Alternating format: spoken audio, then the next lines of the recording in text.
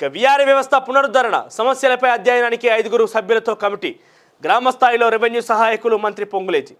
గ్రామ స్థాయిలో రెవెన్యూ విభాగాన్ని పటిష్టం చేసేందుకు గ్రామ రెవెన్యూ సహాయకుల వ్యవస్థను పునరుద్ధరించాలని ప్రభుత్వం ప్రాథమికంగా నిర్ణయించింది. గత ప్రభుత్వం వీఆర్ఏ వ్యవస్థను రద్దు చేసి ఇతర శాఖల్లో సర్దుబాటు చేసిన విషయం తెలిసిందే.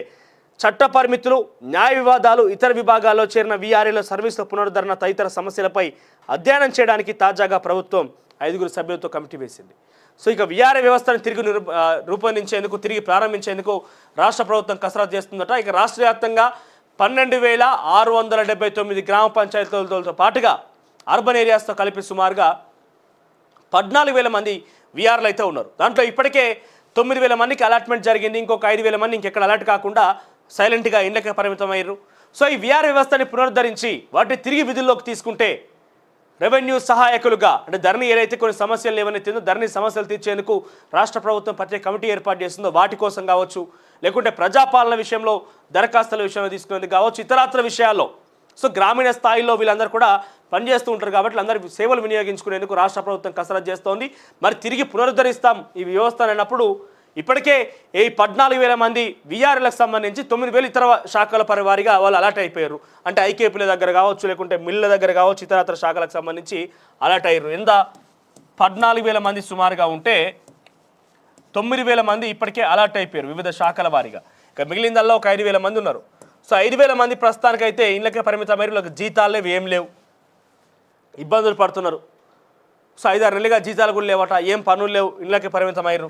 మరి 5,000 మందిని అలాట్ చేయాల్సిన అవసరం ఉంది ఒక ఎత్తు. అయితే ఈ 14,000 మందిని, అంటే ఓవరాల్గా ఉన్నటువంటి 14,000 మందిని తిరిగి పునరుద్ధరిస్తామన్నప్పుడు ఆ శాఖల వారిగా ఇప్పటికీ అలాట్మెంట్ అయినటువంటి వ్యక్తులు కావచ్చు, శాఖల వారిగా ఇప్పటికీ కొన్ని వివిధ విధుల్లో వాళ్ళు వాళ్ళ సేవలు వినియోగించుకున్నటువంటి వ్యక్తులు కావచ్చు, తిరిగి రాష్ట్ర ప్రభుత్వం వాళ్ళని ఆ సేవల నుంచి పక్కకు పెట్టి తిరిగి వాళ్ళకు వీఆర్ఏగా అపాయింట్మెంట్ చేస్తుందా, లేకుంటే కొత్త నోటిఫికేషన్ ఏమని ఇస్తుందా?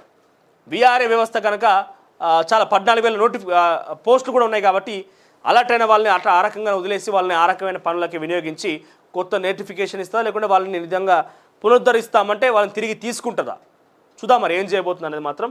కానీ వీఆర్ఏ వ్యవస్థను పునరుద్ధరించేందుకు రాష్ట్ర ప్రభుత్వం ప్లాన్ చేస్తుంది. కానీ గతంలో రెవెన్యూ సిస్టంలో వీఆర్ఏ సిస్టమ్ రద్దు చేయడానికి కారణం ఏంటంటే అత్యధిక సంఖ్యలో డబ్బులు దండుకున్న సిస్టమ్ ఏదైనా ఉందంటే రెవెన్యూ సిస్టమ్ మాత్రమే.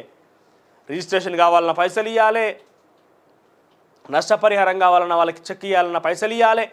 నిజానికి ఒక రకంగా జరిగింది క్షేత్రస్థాయిలో వీఆర్ఎల్ మొత్తం కూడా ఇదే తంతుగా కొన్ని పనులు కొనసాగింది. అందరం చెప్పలేము, కానీ మెజార్టీ శాతంలో వీఆర్ఎల్ మొత్తం కూడా పైసలు దండుకోవడం కోసమే ప్రయత్నం చేశారు.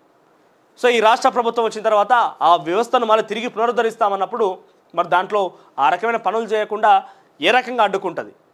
సో నిజానికి వాళ్ళందరూ కూడా బీసీ, ఎస్సీ, ఎస్టీలు మాత్రమే. వీఆర్ఏలు మొత్తం ఎవరున్నారు? ఉద్యోగం కోల్పోయి రోడ్డున పడ్డది ఈ కుటుంబాలే. సో మరి ఆ కుటుంబాలను ఎట్లా ఆదుకుంటుంది? గతంలో వాళ్ళు చేసినటువంటి ఏదైతే అక్రమ ఆరోపణలు ఎదుర్కొన్నారో ఆ ఆరోపణల నుంచి ఎట్లా వాళ్ళని బయటపడేస్తుంది, ఏ రకంగా వాళ్ళని అడ్డుకట్ట వేస్తో చూడాలి మరి. ఇటుగా ఇది ఈనాటిలో ఉన్నటువంటి కథనాలు.